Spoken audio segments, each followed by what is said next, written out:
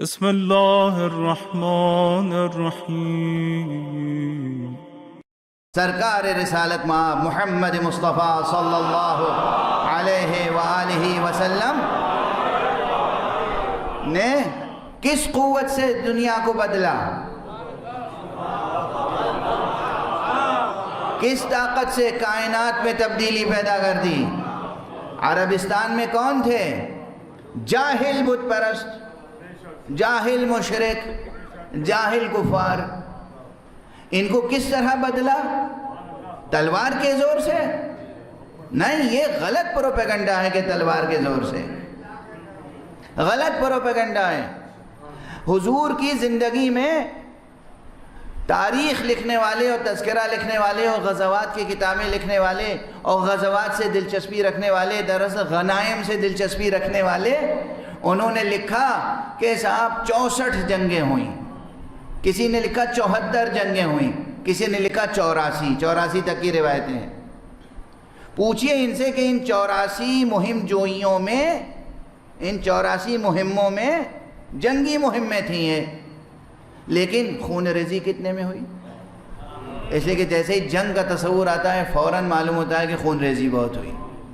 تاریخ گواہ ہے، تاریخ گواہ ہے۔ کہاں 84 اور کہاں 9 کی تعداد یاد رکھیے گا، 9۔ صرف 9 جنگوں میں خون زمین پر ٹپکا۔ 84 جنگوں میں، لڑائیوں میں صرف 9، اور ان 9 میں بھی کتنا خون ٹپکا یہ بھی بتا دوں، کتنا خون زمین پر بہا۔ حیرت ہوگی آپ کو۔ تاریخ کو صحیح تجزیے کے ساتھ پڑھیں۔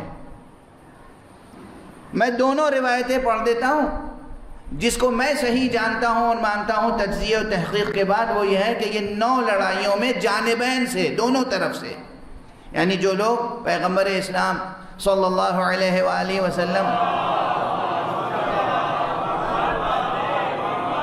کے ساتھ میدان میں جاتے تھے اور شہید ہو جاتے تھے، اور جو ان کے مقابلے پہ آتے تھے اور وہ زیر شمشیر جان گنوا دیتے تھے، ان سب کی کل تعداد 9 جنگوں میں، یا سوچئے 84 جنگوں میں، کل تعداد 400 سے کچھ کم ہے۔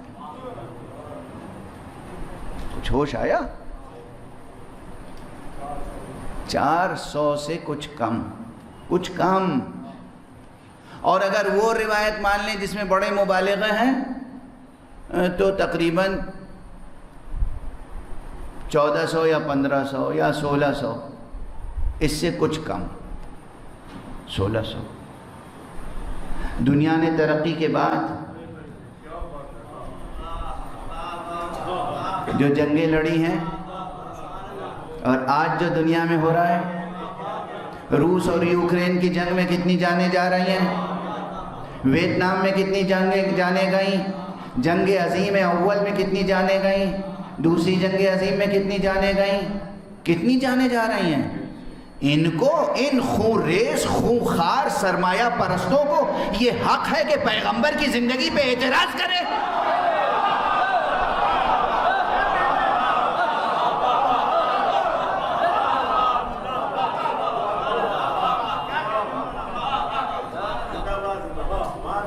انہیں یہ حق ہے کہ یہ کہیں کہ پیغمبر اسلام شمشیر کے زور پہ پھیلا۔ اسلام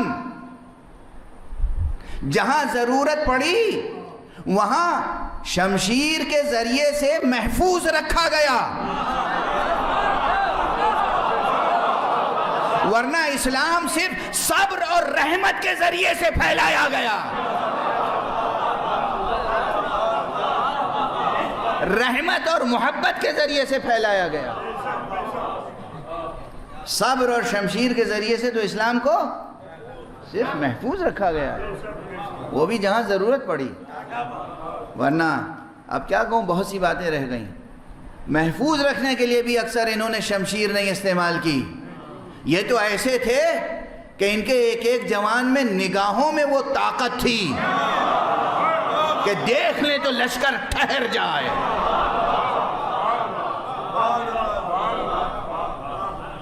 اور یہ کوئی پوئٹری نہیں ہے، یہ کوئی شاعری نہیں ہے، یہ کوئی نری خطابت نہیں ہے، یہ تو تاریخ کا زندہ منظر ہے.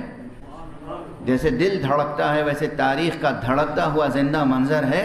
کوئی آئے دیکھے کہ ابو طالب نے زندگی بھر تلوار نہیں اٹھائی مگر کیسے محمد مصطفیٰ کی حفاظت فرمائی. نظر اٹھا کے دیکھ لیتے تھے تو کسی مشرک کی ہمت نہیں ہوتی تھی کہ محمد کے پاس آ جائے.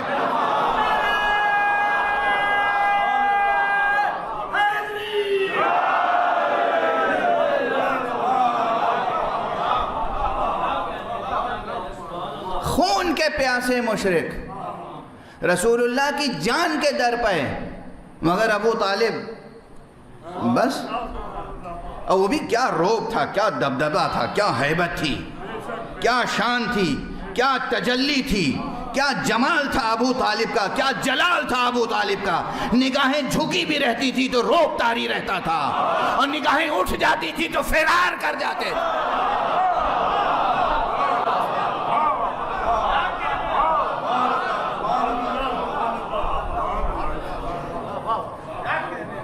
جو شان ابو طالب کی تھی وہی ابو طالب کے بیٹے کی تھی.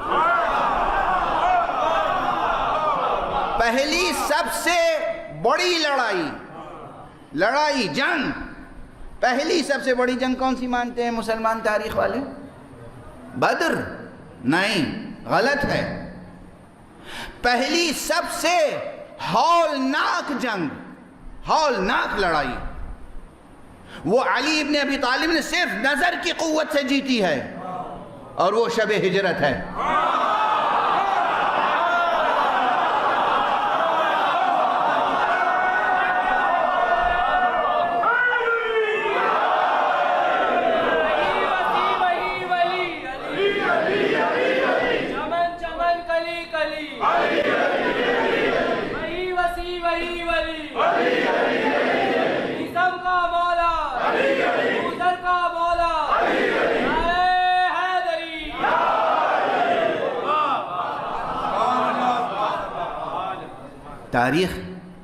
تاریخ کا دھڑکتا ہوا منظر، دل کی طرح دھڑکتا ہوا منظر، زندہ منظر.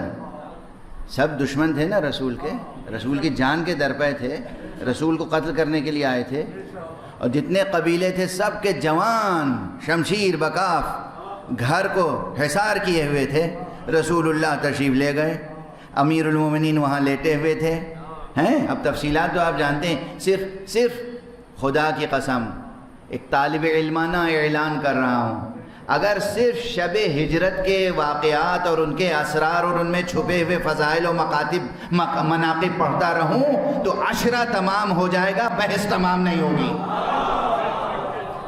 صرف ایک شب ہجرت کے واقعات، لیکن صرف اتنا عرض کر رہا ہوں اس وقت کہ یہ جو شمشیریں لے کے آئے تھے کس لیے آئے تھے؟ کہ آج رسول کا عبداللہ کے بیٹے کا خاتمہ کرنا ہے. رسول نہیں ملے، ملا کون؟ امیر المومنین. تو ان کا غصہ بڑھا ہوگا یا گھٹا ہوگا؟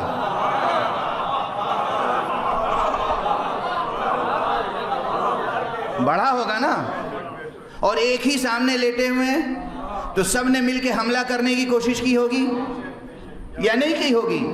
اتنے شریف تھے کہ علی کو چھوڑ دیا. جو محمد کی قدر نہ کرے وہ شریف بھی ہو سکتا ہے.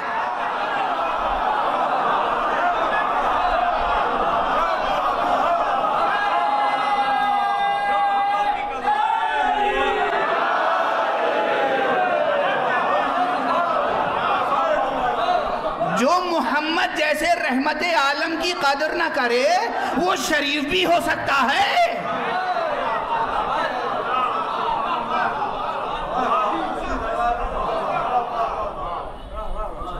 تو ان میں کہاں کی شرافت؟